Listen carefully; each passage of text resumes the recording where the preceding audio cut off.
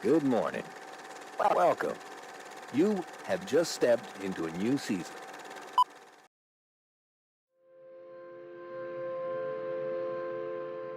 I want to guess something about you.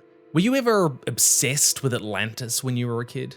As a kid, I couldn't get enough of the idea, this pseudo-historical, ancient lost civilization just somewhere out there in the world waiting for me to discover it. Buried under the ocean, this relic of our deep history with room enough for basically anything a kid with a wild imagination could think of.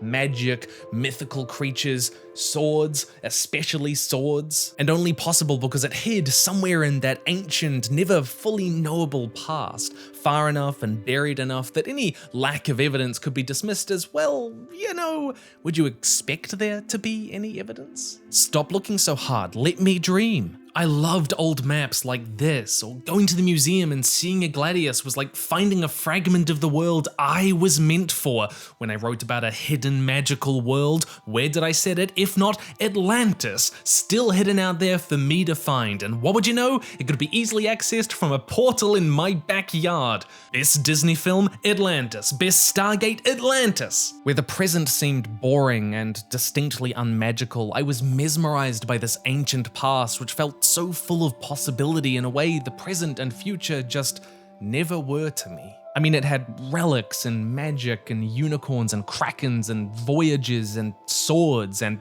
more swords, which was, as far as I was concerned, about as cool as you could be. And you know what didn't have swords? My boring neighborhood, which had cars and horses, which were just unicorns but worse. And like, sure, I had PlayStation, that escapism, but guess what? I used that to just go and play as a magical little purple dragon. To me as a kid, all the coolest stuff the world had to offer had already happened. All that magic had disappeared, and I was just unlucky enough to be born a long time after it. And this genuinely upset me. I mean that. I thought about this a lot. It pained me.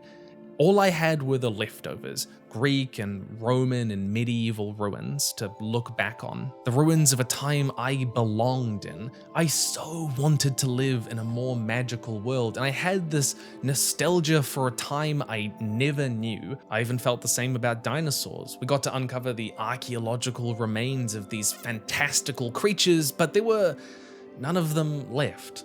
A bygone era. All those feelings came back to me when I started playing this one game recently, Seasons Letters to the Future. It's a game all about the past, set in this post-apocalyptic world after what they call the Golden Season, with its incredible technology and electricity and ocean-born civilizations called the Watery Republics. All of that is long past its zenith, and you now just live in the wake of that. It's not a horrific wasteland, but it is a smaller world, one which feels a little less magical to people now. It certainly, sadly, doesn't have swords. And even though some people want to move forward to build something better, the whole world is still tangled up in the past in various ways, the way we all find ourselves sometimes. You find graffiti from people nostalgic for that lost world they were just unlucky enough to not be born into. Every line is cut, every wire is dead. I hate this season, it reads.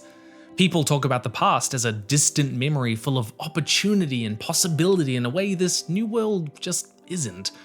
They destroy wind turbines because they think they somehow contributed to the destruction of that world, and maybe destroying them will bring them back? I only started playing this game after I saw people on my Discord talking about it, which, by the way, you can actually join at the link down in the description below, where the whole community is kind of hanging out. And if you like these kinds of conversations, talking about ideas, writing fiction, then that is where to do it. The Discord is where those conversations happen, especially if you're a patron. Those are the amazing people who make it possible for me to do this work in the first place.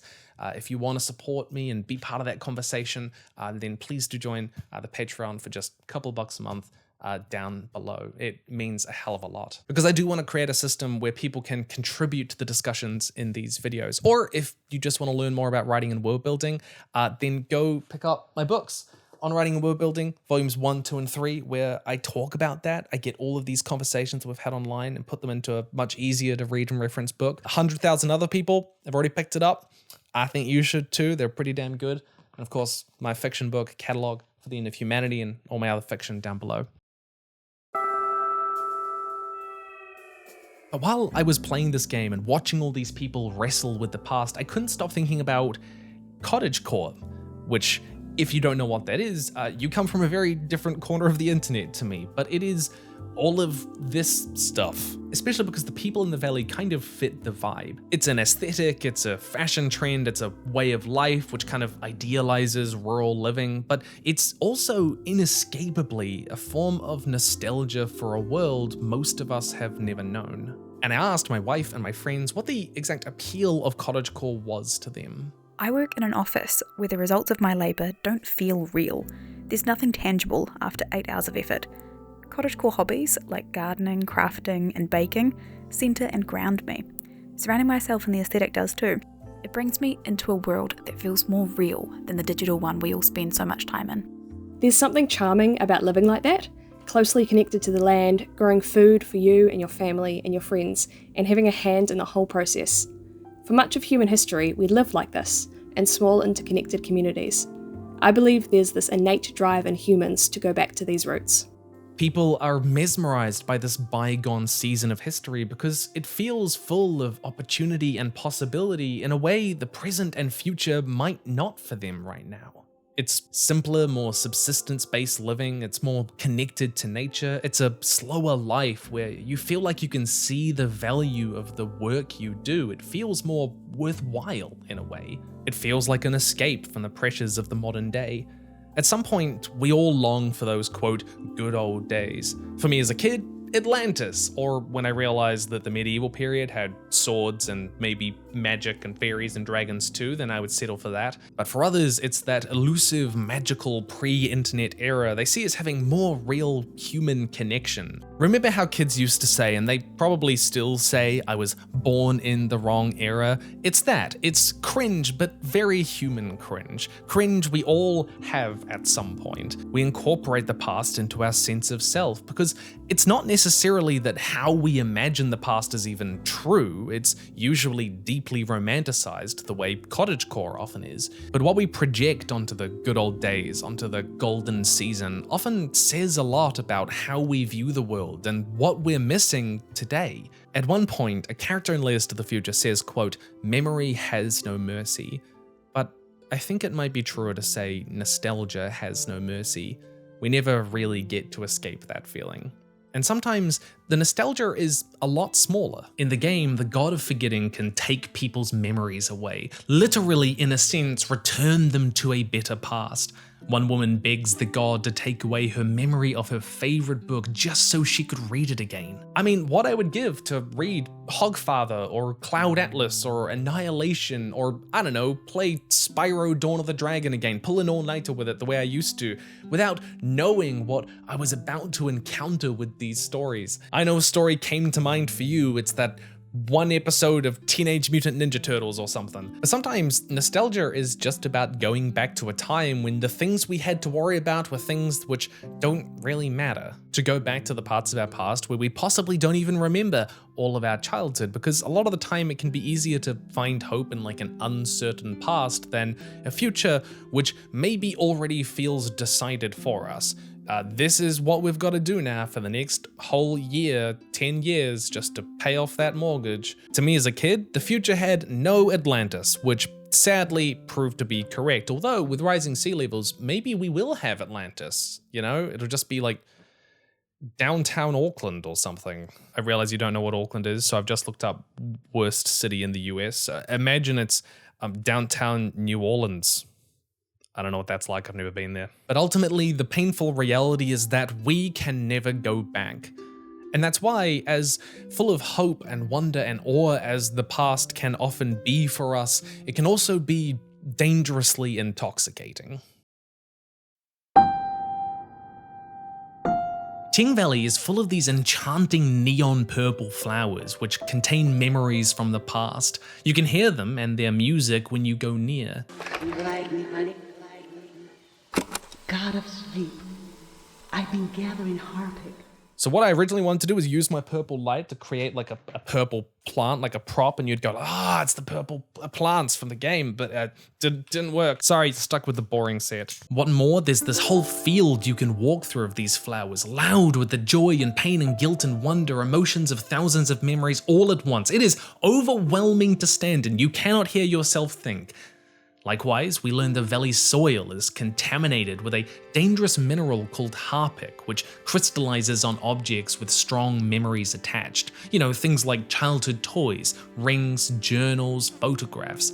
The past, like some kind of sediment, seeps into the soil and grows out into the present. And as beautiful as these flowers and crystals are, you want to go up to them, to touch them and hear them. They're also toxic. That field has warning signs not to go in, and we're warned right at the start of the game of a plague called the time misperception sickness. People who catch it end up intoxicated with the past, even believing they're living in some bygone era, not unlike the way I wished I could as a kid. But they lose their grip on reality, they lose themselves in the past. It's an infectious and dangerous nostalgia, and spending too much time with the flowers or the crystals can inflict you with that plague. Estelle, the main character, has to carry a magical pendant made from willingly discarded memories to protect her from the haunting allure of the past. This is a season when memories echo on and on. I could feel the past flowing through the air here. I inhaled history, exhaled history. It's all too much. What we do to the land eventually makes its way into our blood and our brains. This can define a season. After all, sometimes our past can be so dramatic, so traumatic, that it can fundamentally change the makeup of the earth beneath us. In seasons, many of the memories we encounter are from the devastating war in the previous season, the horrors and triumphs of that era literally poisoning the soil and water. Have you ever heard the term iron harvest? Approximately 1.5 billion shells were fired on just the western front of World War I, and not all of them exploded. Many of them buried themselves in the soils of northern France and Belgium and lay in wait for unsuspecting farmers to sow and reap their fields, and accidentally trigger them. Hundreds of people died as a result, too, as recently as 2014. Not to mention the thousands of mines, grenades, or mustard gas containers which were released into the air and poisoned the water, causing sicknesses of their own. The early 20th century was the season of the dying empire, and the sins and violence of that season continue to echo into the present very literally. That history made its way into the soil and, as Estelle writes, into our blood and brains. The same can be said for the thousands of metric tons of radioactive waste the nuclear testing era saw dumped into the waterways and landfills, poisoning the air and earth, often with us not even knowing, rising up into the present in the form of new cancers. This, too, defined a season. Other times, the past permeating the world around us is a lot more personal. Characters in Letters to the Future find themselves inhabiting a world of artifacts of their own traumatic past. Sophon looks around and sees her dead husband's things and doesn't really know what to do with them. Everywhere she looks, she sees her grief. Likewise, Matoya looks around and sees her failures and hubris as an artist, unsure really whether she's accomplished anything of what she hoped in life. These emotions become a physical component of the world. These people live in a scrapyard of emotional baggage. It made me think about a breakup I once had when I was a lot younger, because for months after the breakup, I refused to delete a single message from them from my phone. This was back when we had flip-up phones and very limited memory, which meant that basically my entire phone was taken up with relics of a past and dead relationship.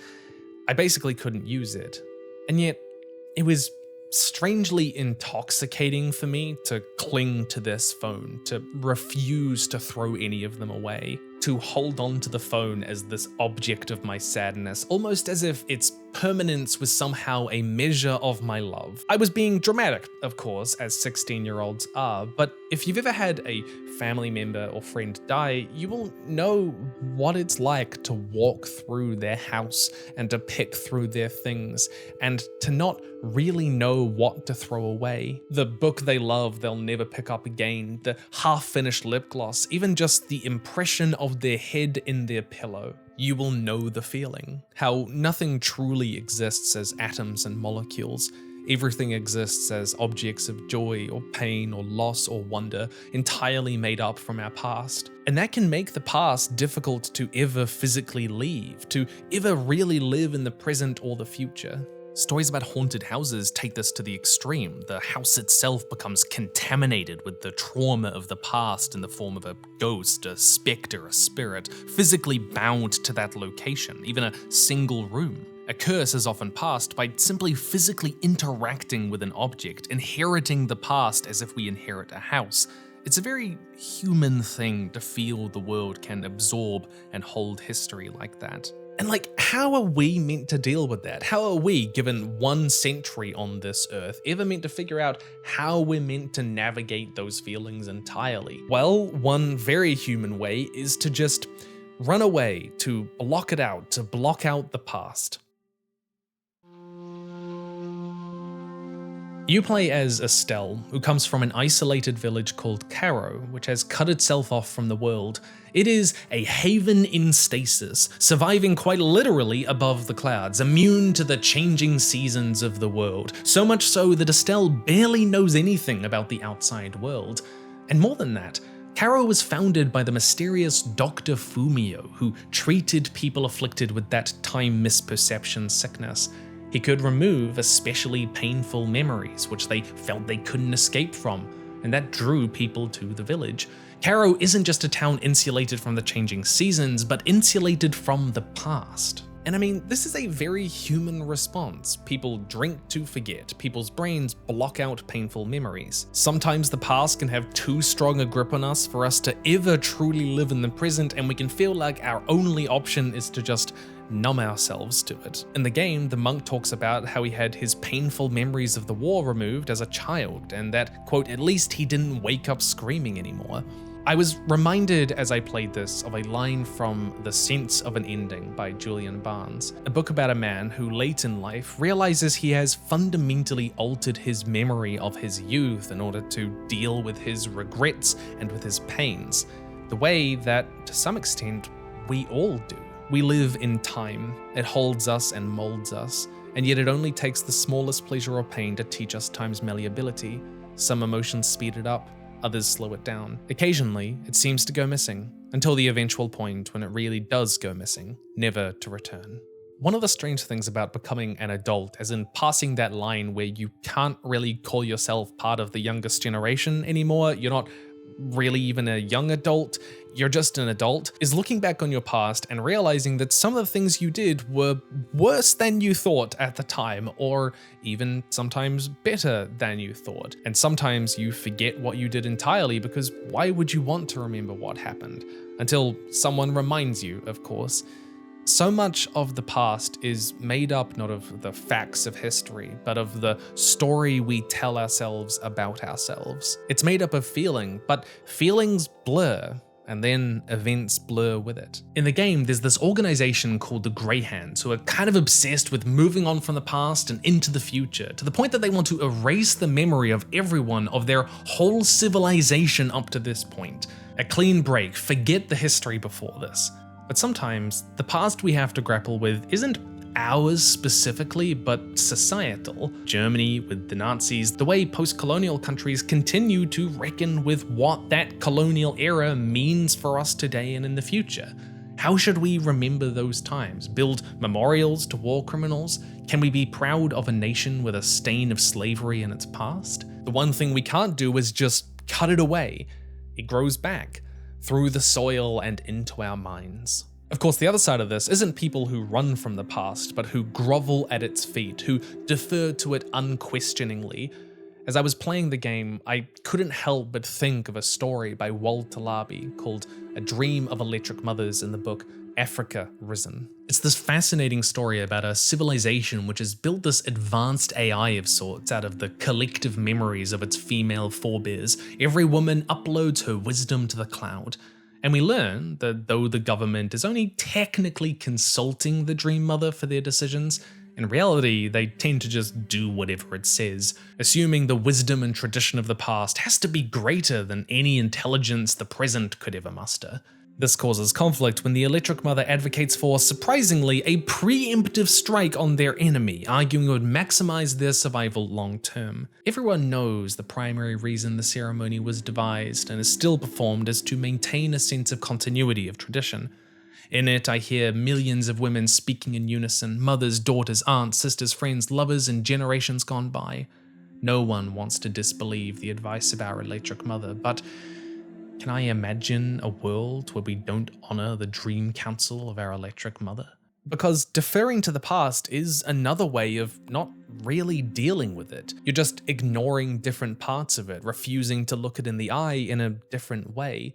Tradition is the past incarnate, and sometimes it requires rebellion. Just because it says we need to launch a preemptive nuclear strike and sacrifice every third child doesn't mean that we should. And all of this is why so much of Letters to the Future is about another way we deal with the past and cope with the fact that the present has no swords. Rituals take this grief and give it a shape and a story. Early on in the game, you encounter Sophon, a woman whose husband has died and she doesn't really know how to deal with that. She can't figure out whether it's okay for her to be happy at all, to move forward. She has this demon head she's traditionally meant to keep in sight at all times as a symbol of her mourning. It doesn't help. Some rituals don't. But you help her go through his things, help her sort out what to keep and say goodbye to. It's a ritual, giving her grief a shape and a story. Matoya, the Valley's artist, doesn't know how to feel about her life's work, and she asks you to go through them with her, choose which pieces to photograph and memorialize for the future, which to discard to help settle those feelings in a kind of ritual. Some rituals help us move on from the past, but others help us move forward into the future. Those grey hands obsessed with the future, well, they help people perform weddings and set up healthcare, all stuff which helps people think forward to the future. Some rituals are standardized, weddings and funerals, but others are entirely personal, it's just for us. I used to eat an apple before every exam because I kind of convinced myself it made me focus more, or made me do better. There was a time for a while where I used to sit in the shower and I would go through all of the things that I had done well the previous day to kind of voice them aloud to remind myself so I didn't forget, and it helped me. I'm sure you have your own rituals. What are they? And also ignore the light changes. I'm a very, very professional person, I assure you. In fact, the entire conceit of the game is a ritual in and of itself. It's called Letters to the Future because you keep a journal, choosing what to record, to photograph, to write about of this season. A record which we see people in the future in the game look back on to understand the past. Our ritual gets to decide whether it's something to remember as somber, whether it's beautiful, something broken. You get to decide how this season is remembered. Seasons is full of characters for whom the past and the future is getting in the way of life. And I think we rely on ritual to not let being human get in the way of humanity. I said right at the start that I was obsessed with Atlantis as a kid because the modern world just didn't feel magical, right? But sometimes dealing with the past means realizing you're wrong about it, that you're wrong about the present and the future too. I learned to see the magic in the world today.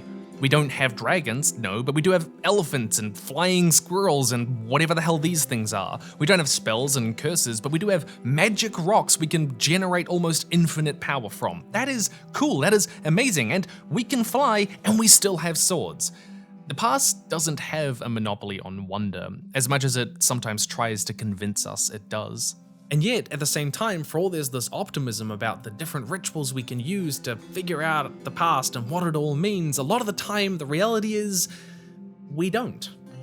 We don't ever figure out how we're meant to feel about our past or the past of the world. Sometimes the past doesn't fit into a neat shape and story. Sometimes there are things in our past which our fleshy meat brains just never quite settle on or accept or figure out what it all means. And so we just bubble over it for our entire lives, on and on and on, like a run-on sentence which is never allowed to end because it's just contemplating on how it could possibly bring anything to any sort of conclusion, and who knows what kind of world we're... Perhaps the most interesting detail about the world of Letters to the Future are the soldiers laid out on the ground at the petrol station. Not dead, but sleeping. These are the soldiers from the war all those years ago, soldiers who butchered and murdered people of this valley and are now stuck in this enchanted and ageless sleep from which they will never wake. But around them you can see candles and flowers.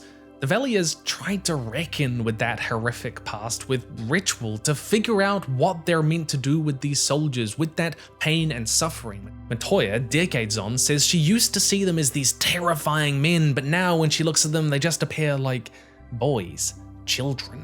Does it sound like I forgive them, she says, but she doesn't know. No amount of ritual, no amount of time resolves these feelings, because sometimes we're just left to wrestle with ourselves. Much of Estelle's writing in her journal doesn't feel settled. She doesn't know how she's meant to feel about so much of this world. Because of course not. The past is infinitely bigger and deeper than us. How on earth should we ever be expected to figure out how we feel about all of it?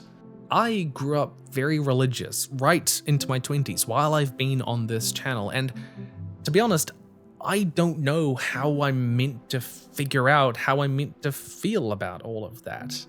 It was a very positive experience for me growing up, in the moment, for the most part, sort of. And yet it all feels just too big for me in a way. Like I can never step back and see the full picture with me inside it. I'm so trapped in my own head that I can't even tell you if how I feel about it is honestly how I feel about it.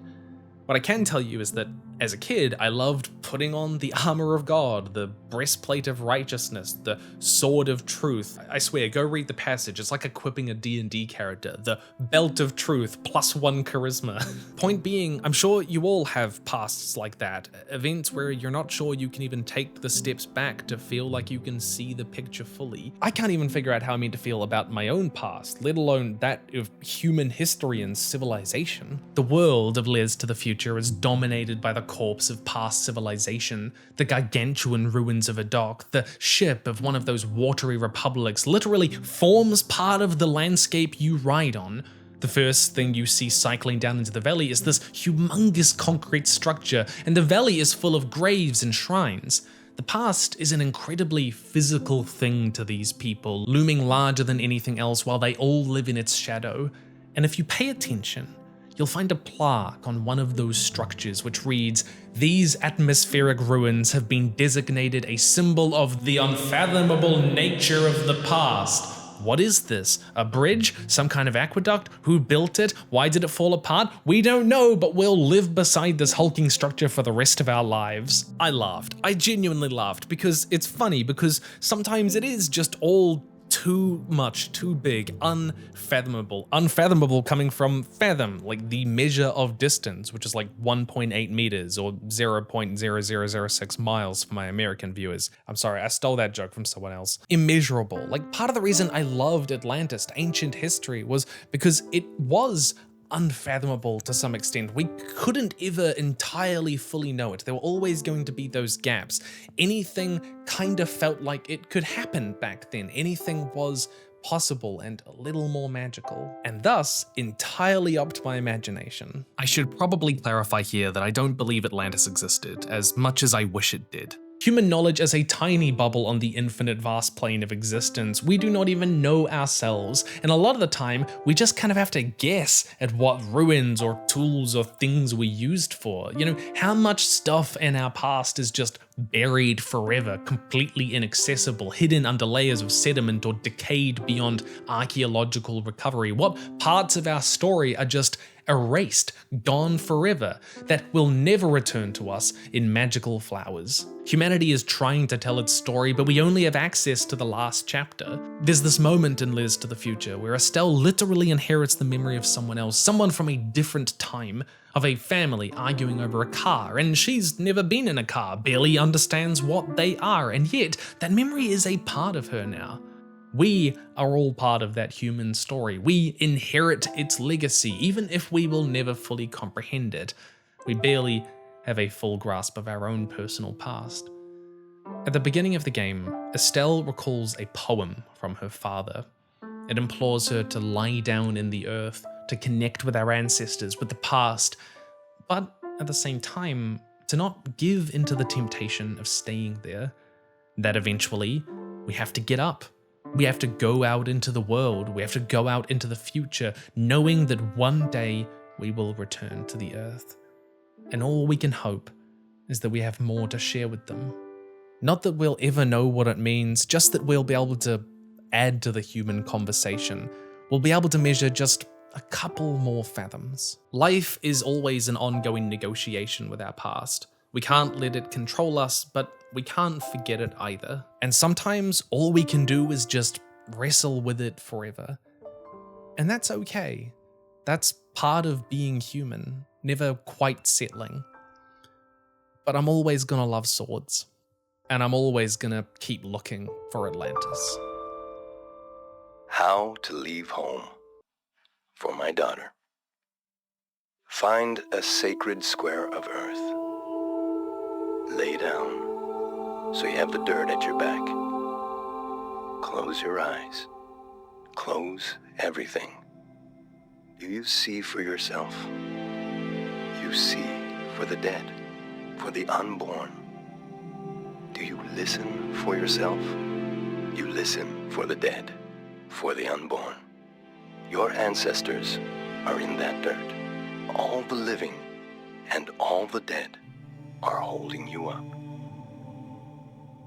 Now, stand. They're still there, aren't they? It's time to move, to entangle yourself everywhere with everyone. So the next time you lay down in the dirt, you will have so much more to tell them. Chubaleni husanota, chubaleni husabe, chubaleni husanota, krimosanahi,